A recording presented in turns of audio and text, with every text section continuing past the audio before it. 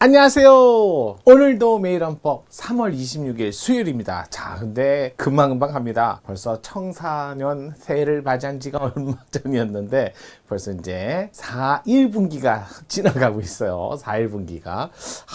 진짜 여러분 빠른 거 알죠? 여러분 댓글에도 뭐 시간이 너무 빠르다 이렇게 얘기하시는데 여러분이 빨리 가시니까 여러분이 하는 일이 많으니까 그때마다 시간이 부족하다 이런 말씀 하시죠? 그러니까 빨리 가는가 이렇게 생각이 드는 거예요. 내가 하는 일은 항상 시간이 모자르고 부족하다는 그 말인즉슨 시간이 너무 빨리 가니까 이 말하고 같은 말입니다. 바쁘게 사셔서 그런 겁니다. 바쁘게 사셔서 더 빨리 가신다 생각하면 더 바쁘게 살면 더 시간이 더 빨리 갈 겁니다. 그렇다고 해서 느리게 갈 필요는 없어요. 빨리 갈 땐 빨리 가고요. 또 느리게 갈 땐 느리게 가고요. 자, 기본적으로 여러분의 생활은 굉장히 복잡하고 다양하고 빨리 갑니다. 이런 속에서 내 정보에 대해서 내가 스스로 보호를 해야 되지 않을까요?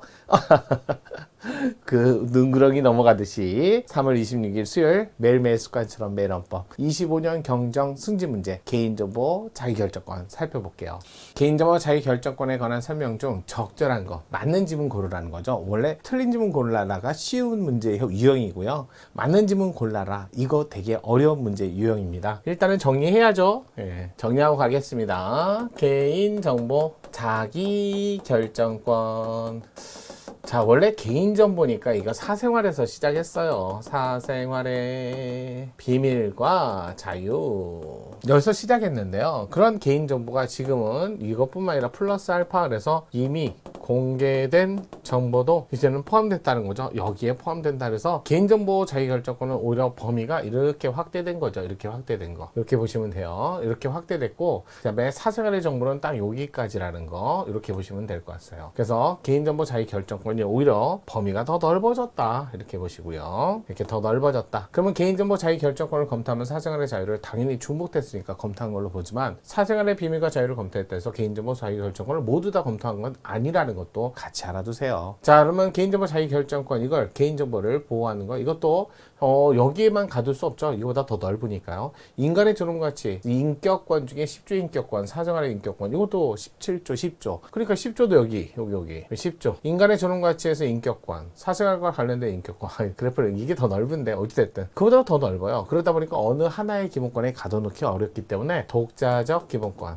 이렇게 얘기를 하죠. 열거되지 않은 기본권도 자 기본권도 보장한다 라고 했으니까 여기 이제 37조 1항에 따라서 기본권을 인정해서 독자적 기본권성을 인정한다 이 정도. 그래서 그 기본권을 자 이걸 실현하기 위해서 개인정보 보호에 관한 법 요게 있는데 문제는 최근에 판례 개인정보보호법이 개인정보를 보호하는데 충분치 못한 사건이 발생한 거죠. 바로 주민번호 이거 유출 사건에서 주민번호 유출됐을 때 개인정보보호법이 충분하지 못했다. 이게 불법 유출. 유출 사건에서 충분한 보호가 안 됐다. 충분한 보호가 안 돼서 그랬더니 그러면 개인정보 주민번호 어디에 있어요? 주민번호법 있잖아요. 주민번호법 보니까 이 법에 그러면 이게 충분한 보호가 안 됐으니까 그럼 혹시 이 법에 충분한 보호가 돼 있나? 그래서 최후적으로 주민번호 변경을 할 수 있는 자 규정이 전혀 마련하지 못했다는 거죠. 그렇기 때문에 개인정보보호법상 주민번호 유출 사건에서 충분한 보호가 개인정보보호법에서 되지 못했고 그거에 따라서 혹시 주민번호법이 있나 봤더니 거기다 변경에 관한 규정이 전혀 없었다.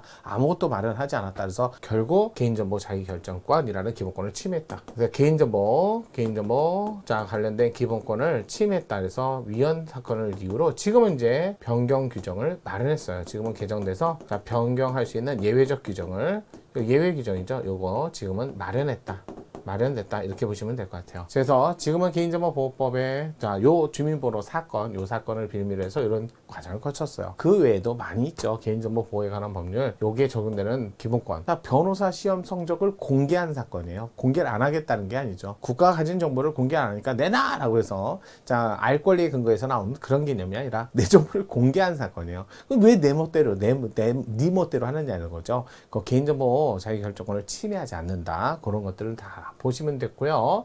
자, 개인정보보호법 잠깐 살펴볼게요. 여기서 말하는 개인이란 살아있는 사인을 얘기하고요.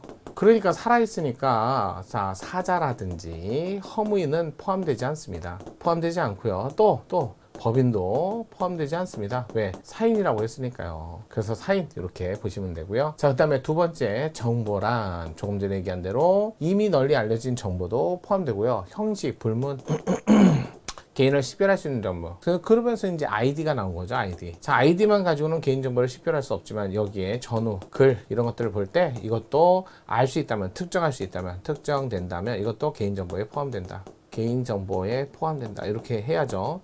그래서 아이디만 가지고는 안 되지만 전후, 그래서 특정이 가능하다면 개인정보에 포함될 수 있는 아이디 이것도 보시면 돼요.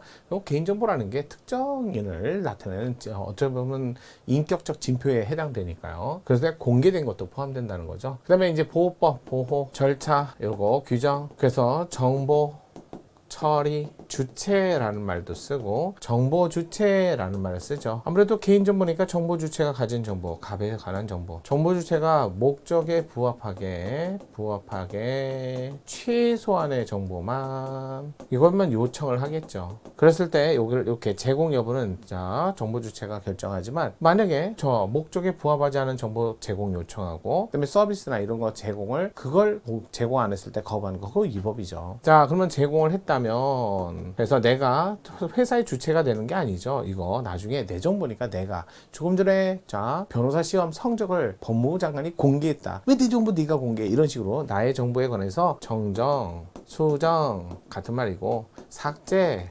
요청할 수 있는 권리는 있죠. 권한은 있어도 그렇다고 내가 회사의 주인이 된 건 아니에요. 주식을 산 건 아니잖아요. 내가 뭐 대표가 된 것도 아닌데 회사의 지휘 감독권은 갖지 않습니다. 자, 정보 주체야 목적에 부합하게 사용하셔야 되고 그런데 그 목적에 다르게 자 한마디로 이용을 불법적으로 했다. 위법한 또는 자 거기 자, 해킹 등을 통해서 어찌됐든 이게 유출이 될 수도 있잖아요. 그래서 유출됐을 때 불법 유출됐을 때 이럴 때 이 유출에 나의 과실이 없다는 걸 두고 정보 주체 정보 주체 스스로 입증을 해서 벗어나야 되는데 만약에 입증을 못 하시면 그로 인해 발생한 피해가 있으면 5배예요. 5배 개정됐죠. 3배에서 5배로 개정돼서 5배 범위 내에서 손해배상 청구하면 되고요. 만약에 피해가 없더라도요.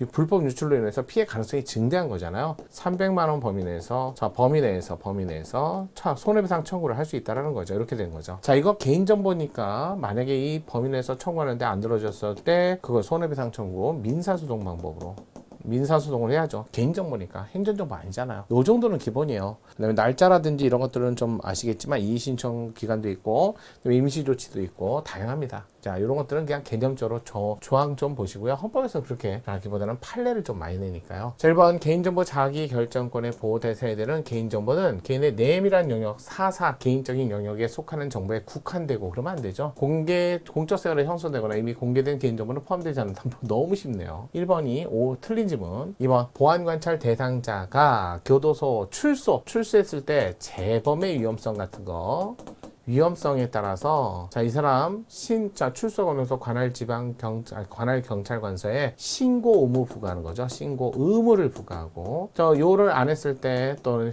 제 처벌을 할 수 있도록 하는 규정이었죠. 규정. 요거 보안관찰법 옛날에 사회보호법이 있었는데 그건 폐지되고 보안관찰법상 요 보안관찰법은 합헌이죠. 그리고 따라서 과잉금지원칙에 위반해서 그 대상자 개인정보 자기결정권을 침해하지 않는다. 이건 맞는 지문. 정답은 2번이었네요. 3번 개인별로 주민등록번호를 부여하면서 주민등록번호 변경에 관한 규정을 두고 있지 않은 주민등록법 조항은 변경 조문 없었던 사건. 자, 주민등록번호의 불법 유출 등 원인으로 자신의 주민등록번호 변경하고자 하는 사람들의 개인정보 자기결정권을 침해하는 게 아니라 침해해서 지금은 변경됐죠. 4번 법무부 장관은 변호사 시험 합격자 결정되면 즉시 명단 공고. 아니 공개 안 하겠다는 게 아니라 공고하겠다는 거죠. 변호사 시험법 조항은 성명이 공개된 사람의 합격 사실뿐만 아니라 위 정보를 결합하여 특정인의 불합격 사실도 알 수 있으므로 응시자의 개인정보 자기결정권을 침해하지 않는다. 왜? 아니 뭐 알 권리 아니에요. 개인정보 관련된 사안이고요.